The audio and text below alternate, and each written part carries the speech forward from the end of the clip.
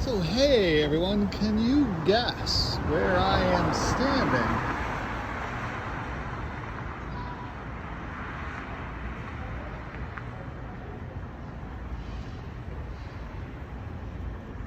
That's right, if you guessed Stratford, we're in Stratford, Ontario today. We came up to watch Chicago, the play here in Stratford. We're having dinner at a restaurant, and then we'll take our drive back to Windsor so that I can do all of my homework and get ready for the day tomorrow. I do have an offer going off for a house tomorrow as well too. But wanted to do this quick video here from Stratford just to touch base on the concept that there's some different data sets in the stock market that are not necessarily very good right now. The concept that we're doing student loan forgiveness in the United States is going to be about $300 billion of money that the government will have to go borrow to be able to pay off, and that your children's grandchildren will be paying interest on, so that children today can have a $10,000 reduction in their college savings plan. That's never a good thing. To borrow money to pay off borrowed money is never a good thing. However, it is also inflationary as well too. So what happened today then is, because the government is borrowing money left and right, what happened today was the 10-year note in the United States soared. It soared to 3.10, which meant that it was undersubscribed, which means that nobody really wanted the debt. So the 10-year note rose to 3.10, which is one of the highest prints in modern history. It's the second highest print in modern history, which means that mortgage rates will be going up because everything is tied to the 10-year note yield.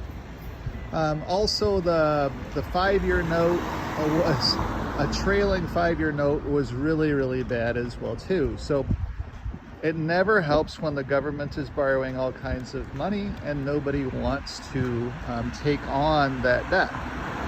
The other thing that's happening too is that we got news that the Iran nuclear deal may have crashed and burned. So what happened with that news was that the price of a barrel of oil soared to $95 a barrel. Keep in mind, the price of oil was just $88 a barrel about a week ago. It's now $95. So I do own, based upon the spreadsheet, I own some Coca-Cola options, and I own some ExxonMobil options.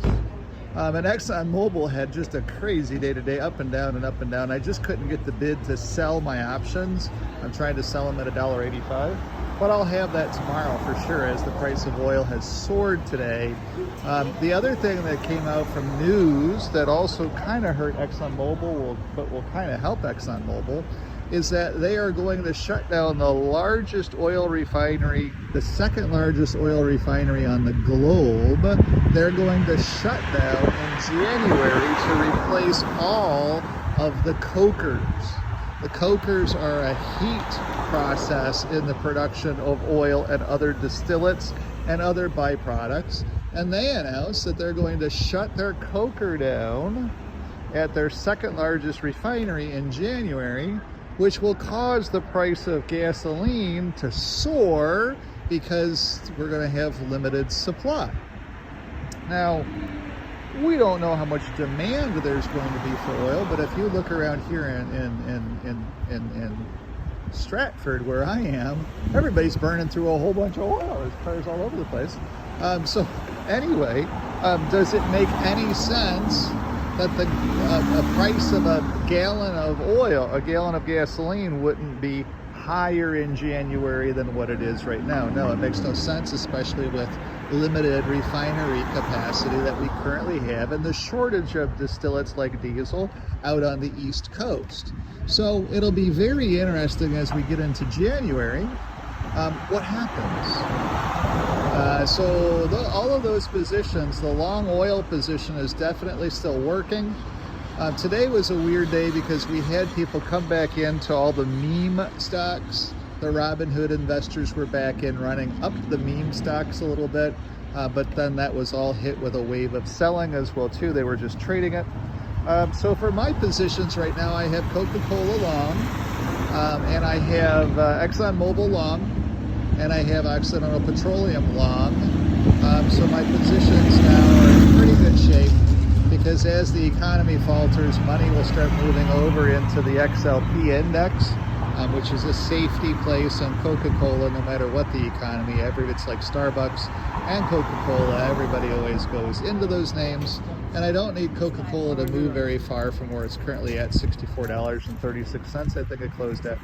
I have a very, very tight range on that option because it's not an option that moves very quickly with lots of volume. So you have to be careful when you do that, and you also have to limit your gain that you're asking for. And those targets should be hit tomorrow morning at the open. We'll see what happens. Just wanted to share with you from Stratford, do my little theatrical performance here from Stratford, to be able to let you know a little bit more about what's going on. Go out and enjoy this day. I'll be back in Windsor tomorrow, and then I get into my September, October, November push to be all charged back up.